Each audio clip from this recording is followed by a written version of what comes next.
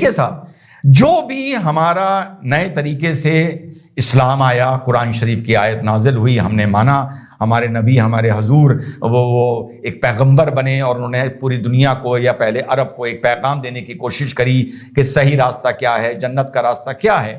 تو 12 سال تو یہ ایسے ہی چلتا رہا. بڑی ہسٹوریکل آپ لوگوں کو باریکیاں بتا رہا ہوں. 610 سے لے کر 622 تک لگ بھگ یہ ایسا چلتا رہا. 622 کے بعد جب ہم ایک بدلاؤ دیکھتے ہیں، وہ ہم یہ دیکھتے ہیں کہ اس ٹائم جتنا بھی مسلمان تھا اس کے ہاتھ میں تلوار آ گئی، اور یہ چیز ریئلائز کری گئی کہ اپنی عقیدے کو، اپنی مانتا کو بچانے کے لیے تلوار ضروری ہے.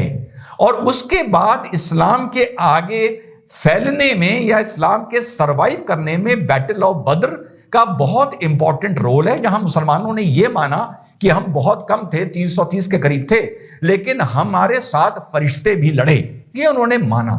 تو تلوار ایک طرح سے مذہب کو بچانے کا ایک ذریعہ بن گئی. ایسا ہی سیم سکھزم میں بھی ہوا، پر ایک بڑا میجر فرق ہے.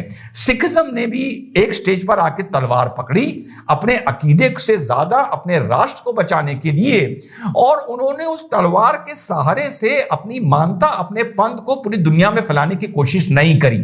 فرق یہ ہے کہ مسلمانوں نے عرب پہ جب پورا اسلام پھیل گیا، وہاں لگ بھگ ہر آدمی مسلمان ہو گیا، تو جب عرب فورسز نے بیزنٹائن پر، پرشیا پر، ساسانین امپائر کی طرف کوچ کیا، تو وہ بھی انہوں نے وہ ایک ایک پولیٹیکل، جیو پولیٹیکل کوچ تھا.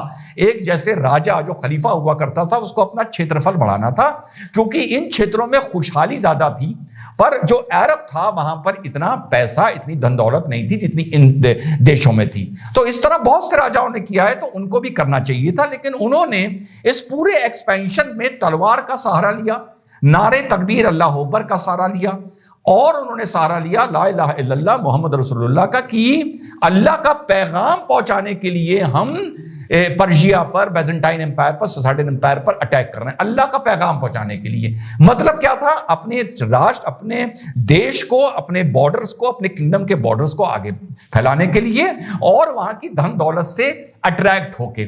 اب لیکن عرب کی جتنی بھی ٹرائبز تھیں وہ الگ الگ مانتاؤں سے بٹی ہوئی تھی، بھلے سب کلمہ پڑھنے لگی تھیں، تو ان کو ایک جھنڈے کے نیچے لانا تھا. کیسے لانا تھا؟ یہ کہہ کے لانا تھا لا الہ الا اللہ محمد رسول اللہ اور نعرہ تکبیر اللہ اکبر. ہم مسلمان اور سامنے والا کافر، سامنے والا غیر مسلم، چلو اسلام پھیلائیں. تو یہاں سے مسلمان اور تلوار کا ایک ناطہ جڑ گیا، جو بہت آگے تک جڑا رہا، سوائے انڈونیشیا کے. ہر شہر سے، ہر دیش سے جڑا رہا، اور صوفیزم کا بھی جڑا رہا. یہ دو طریقے تھے اسلام کو پھیلانے کے.